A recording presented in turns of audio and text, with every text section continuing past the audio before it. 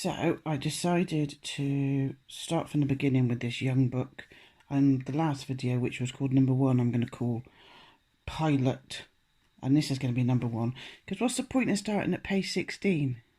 That don't make a lot of sense, Liz, does it? Eh? Come on.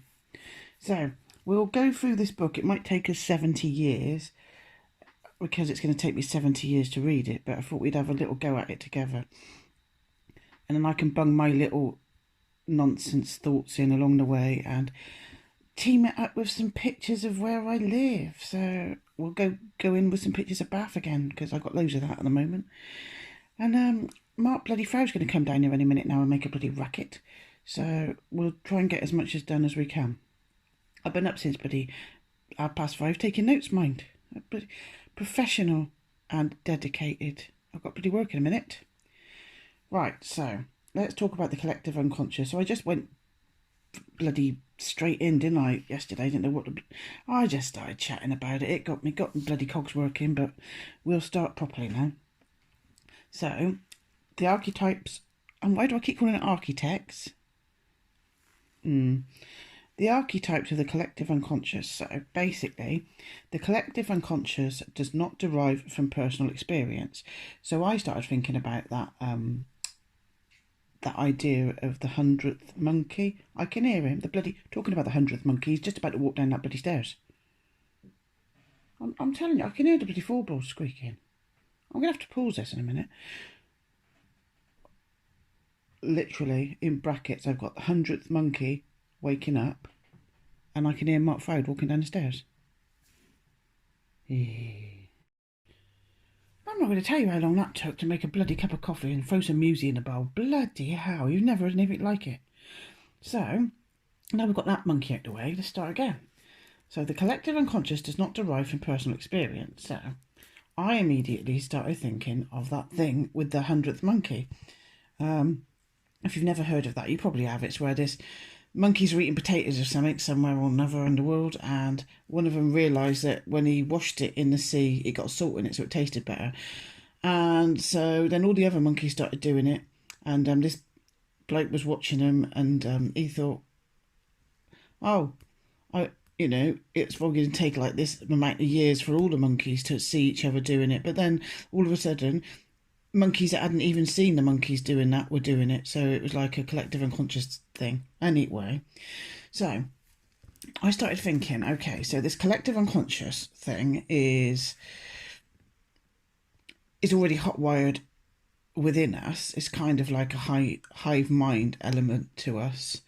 And maybe if we were left to evolve naturally and hadn't been messed around with and all that bullshit, maybe that would and has in the past led to some sort of telepathy. Because I've always wondered. I remember sitting out in the garden before I had a brain myself, and I was like, why have we got such big brains? Why do you only use a tiny amount of it? And then I was like, oh, I wonder if it's because we're supposed to evolve in telepathy. That was about 30 years ago when I was a bit of an idiot. Still a bit of an idiot. In a neat way. So, and then I was like, okay, so if hive minds and the natural evolution is supposed to be telepathy, maybe that's why we've got your fluoride and your rubbish food and your chemtrails, and, to stop the natural evolutionary path. And then obviously I was thinking, I've said this before, but maybe the last time we did actually evolve to that level and it was working for us was Atlantis. Maybe. So obviously I call it the Twinkly sky water, don't I? Because I'm starting to get this feeling, and Caleb tapped into it, didn't he? He's like, oh, Mum, I think people are waking up. I don't know why. And we're not actually feeling as depressed and blah, blah, blah. Rightly or wrongly. And I called it the Twinkly sky water, didn't I? And I was like, Thomas started the Twinkly sky water, as far as I'm concerned. And I think that was the egg ritual. And now we're all sort of adding our own little twinkly stars to the Twinkly sky water. And it's growing, and maybe if the Twinkly sky water is the collective unconscious, which I call it, by each of us adding our own truth to it and it's expanding, maybe this is going to help with the natural evolution, which they're trying to stop, of the hive mind kind of. I mean, we're all getting into collectives, and the Zoom groups we're starting to do in little coffee shops, and we're doing it physically, but maybe by doing it physically, it's starting to happen in the unconscious. I sort of know what I'm talking about, but probably coming out wrong. Right, okay, so maybe, and I've said this in the past as well, maybe that's what all this social distancing is about, so that we can't physically connect with other people's aura. And I started thinking, well, what everybody else that? I know me and Mark went to this psychic fair thing once, and they took a photo of our aura. Mark's was all right, mine was a bit dodgy, but yeah. So, and I was thinking, what actually is that? Let's just think about it. And I'm thinking, oh, it's electricity, isn't it? It's got to be electricity, hasn't it? The electric charge that keeps us alive. So social distancing, you're not allowed to hug, you're not allowed to touch, you've got to be a certain amount of feet because the convids has got a tape measure.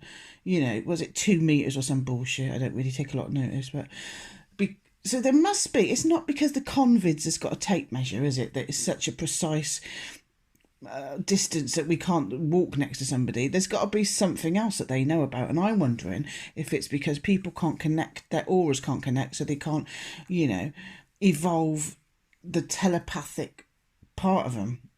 Because maybe if they did, you'd get people standing by me and Mark, and then the next day they'd be going, shit it out, it's all a load of shit, 9/11, because we'd sort of like electricity, it's quite technical, mind, giving them our telepathic, you know what I'm saying, kind of.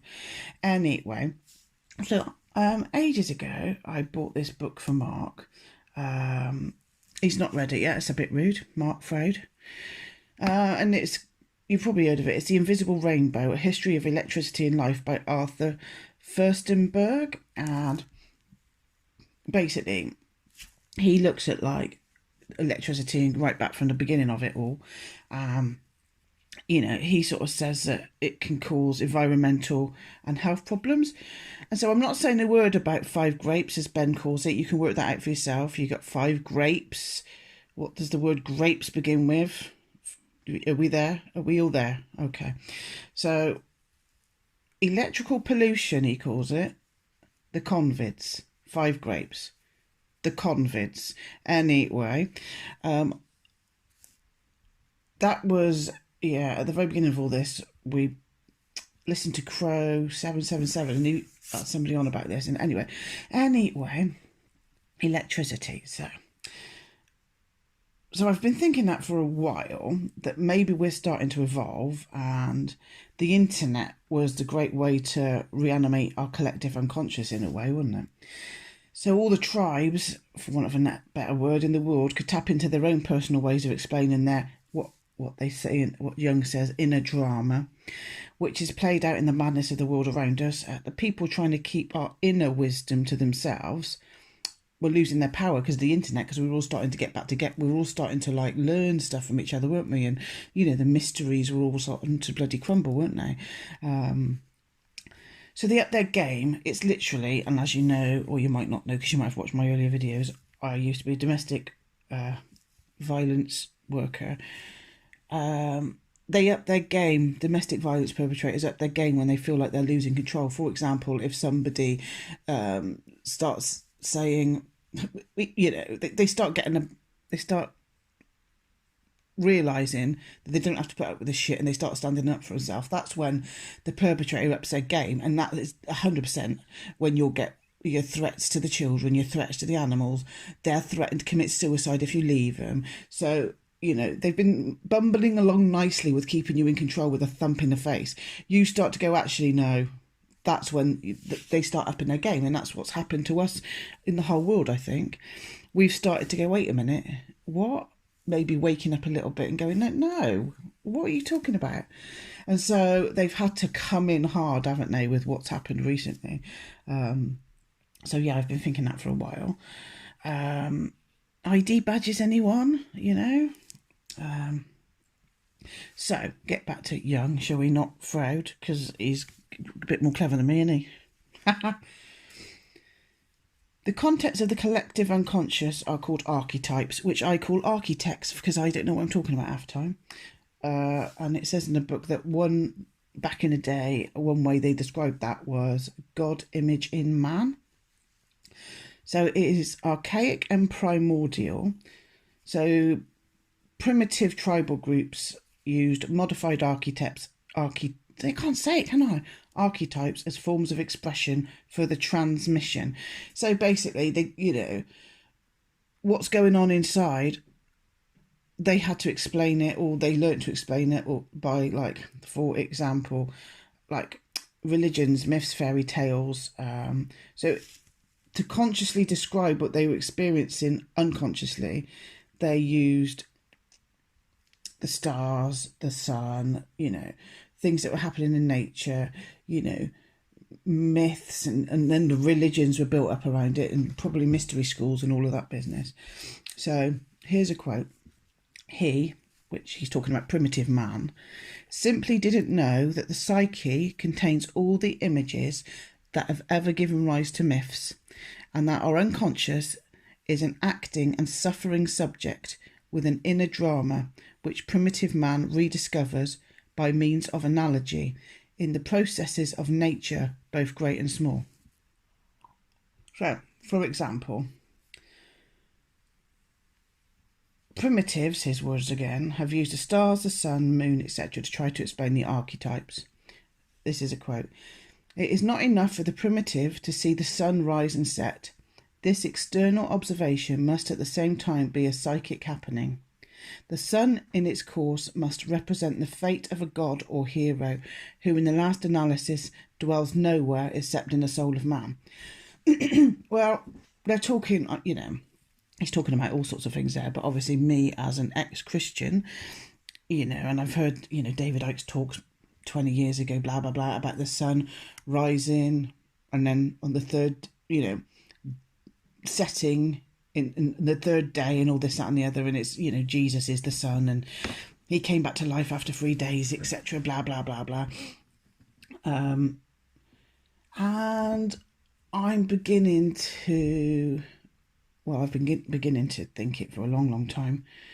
I was getting so muddled up with, which religion, which one's right, and then I was thinking, I've got to try and find the oldest because that's obviously right. But even the very oldest, even before religion, even when they were painting things on cave walls, is still a representation of what's going on internally, and even on a biological level, because, we can't see the material world. Something sciencey about eyes, isn't it? Everything we see is in our brains. The eyes are the sort of tools to get the information into our brains, and then it sort of makes it into whatever we're seeing. Purple could be green. Do you know what I mean? You know what I mean? We never actually see anything, do we? We never see anything except internally. So it's not just, so it's a biological thing as well. What was I going to go on? And so I started,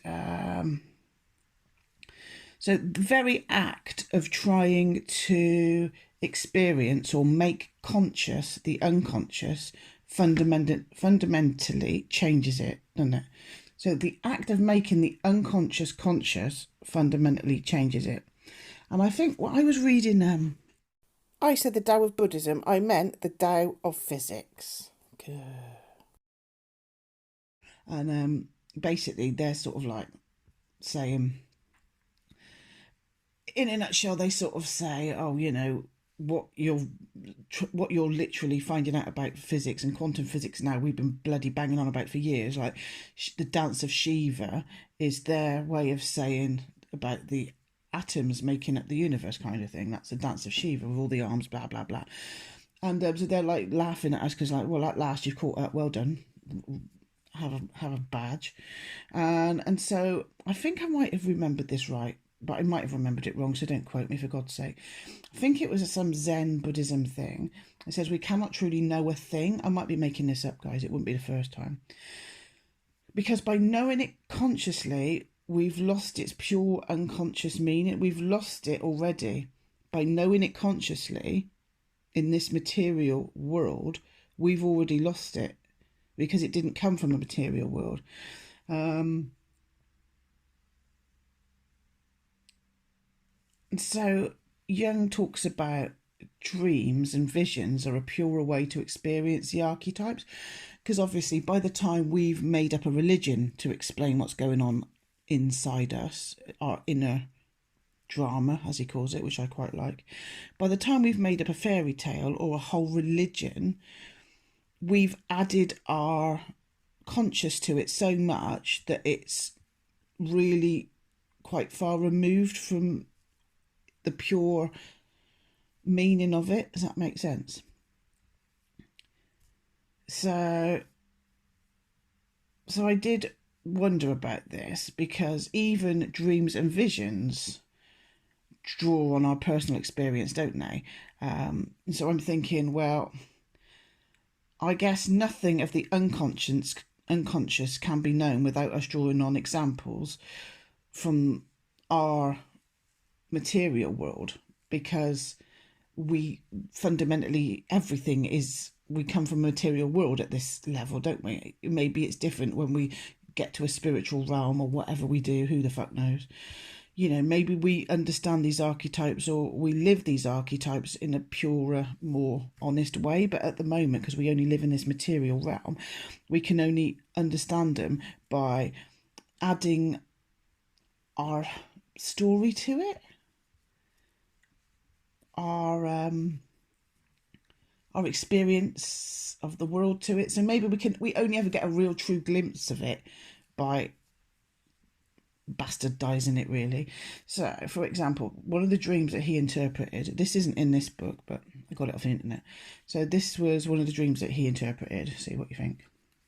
So, on board ship, the dreamer is occupied with a new method of taking his bearings.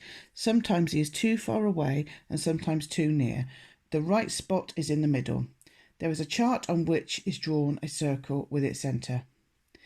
So Jung's like, obviously the task set here is to find the centre, the right spot, and this is the centre of a circle.